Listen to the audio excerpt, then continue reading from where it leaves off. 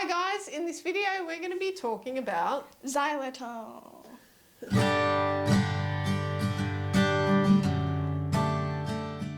Welcome to another video. I'm Helen from Spirit Being Life and this is Savvy.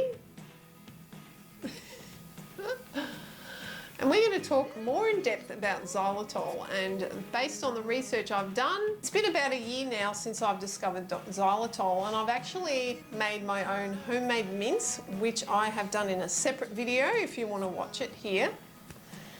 And I discovered xylitol specifically for mouth care, for oral health care, but also xylitol has other benefits as well. As I've researched, I've found out this information, so I want to share it with you because I think it is absolutely important for everyone to know. So about a year ago I was looking for something to naturally repair the enamel on my teeth. After I had my kids, I ran into a bit of mouth issues or teeth and gum issues, and I wanted to find a solution that would help me to restore my mouth naturally. Dr. Ellie Phillips talks about xylitol in her protocols for mouth care, and this is where I found out more about xylitol, and I've been using it ever since, and it has been fantastic.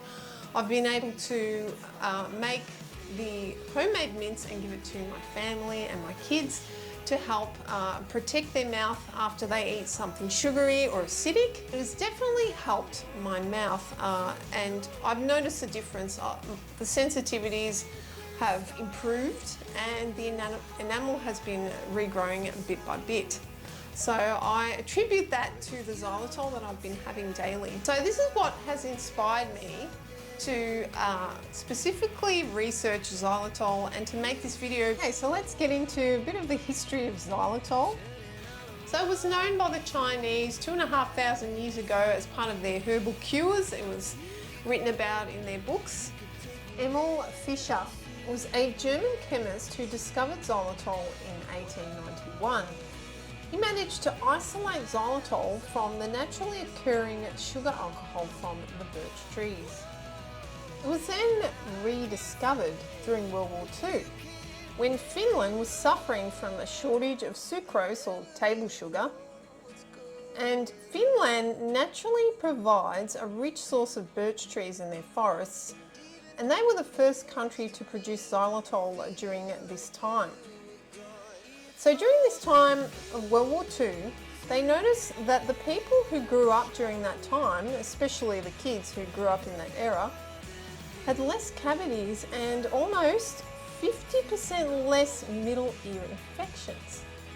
In the 60s, it became more popular in Germany, in Switzerland, Soviet Union and Japan, and in 1963 it was approved in the US by the Food and Drug Administration for use as a special dietary and nutritional additive. Industry in the 70s became interested when Finnish studies investigated xylitol, fructose and sucrose and their effect on dental caries. So what they did, in 1976, the Turku, or regional capital of southwest Finland, these sugar studies were implemented over a 2-year period, and they tested 125 adults which were separated into 3 groups.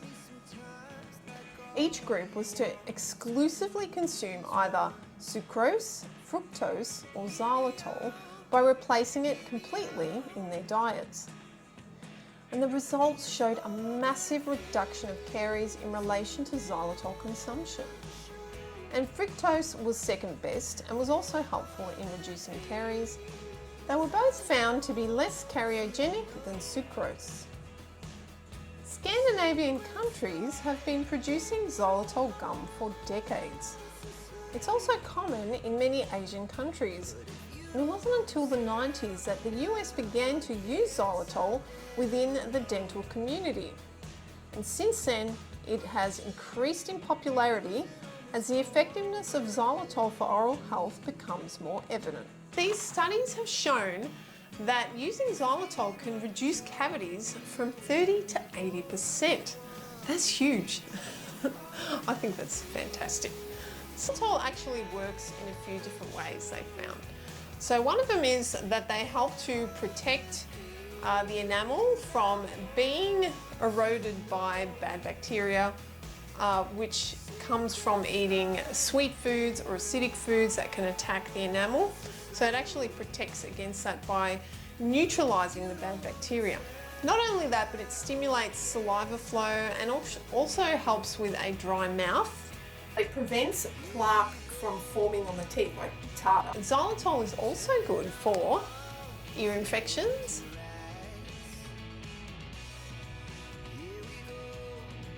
for sinuses,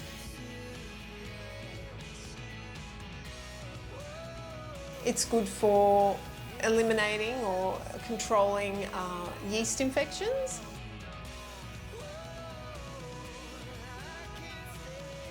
It's great for diabetics because it doesn't raise blood sugar levels.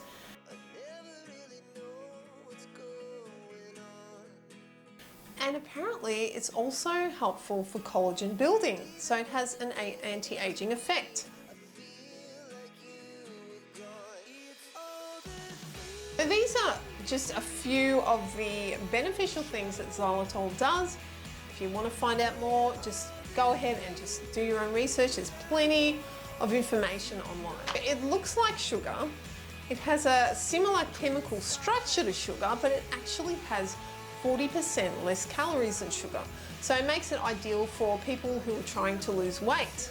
Xylitol is actually what they refer to as a sugar alcohol. And that is because its chemical composition is similar to that of sugar and alcohol. Other sugar alcohols out there as well, like sorbitol, erythritol, and it comes under the same category. Now, even though it's called sugar alcohol, the word alcohol can be confusing because there's actually no ethanol in there. It's just referring to the chemical structure being that similar to sugar and alcohol. They actually call it a sweet carbohydrate. It is a low digestible carbohydrate, which also contains fiber. Okay guys, so one thing to note is that you can use xylitol as a replacement for baking, which I actually haven't tried that because of one reason, and that is overeating xylitol. And that can be a problem because it does cause gastrointestinal problems such as bloating, gas and diarrhea. So that's something you don't want. So the maximum amount to consume a day will be 20 grams. And I find that if I used it in baking or in other areas of cooking, baking, putting it in teas and coffees, I can actually overdose on that. So I'm a bit careful with how I use xylitol.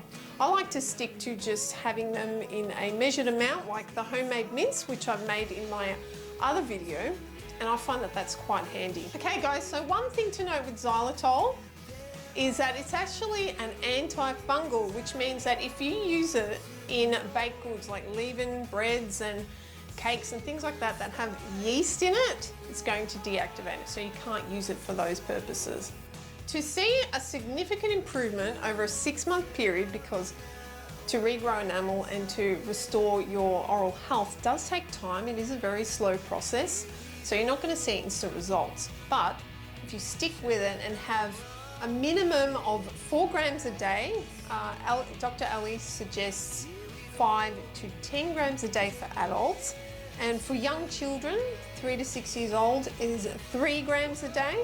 You're going to have to make sure that you are chewing on it on gum or consuming some kind of a mint, because you want the xylitol circulating around your mouth to do the effect of remineralizing and protecting your mouth. Guys, just a note on xylitol.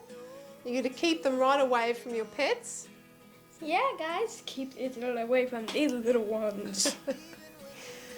This is our dog Angel here, and we make sure that we keep the xylitol right away from him.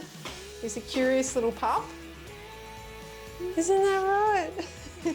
Guys, thank you for watching this video. That about concludes the xylitol information. But for now, I've got to say bye, and I'll see you in the next video. What do you think about xylitol? I think it's nice and Yes. tasty. Yeah, that's good. it. Yeah, that's good. This is my dog Simba. Here, look at the camera. Over here.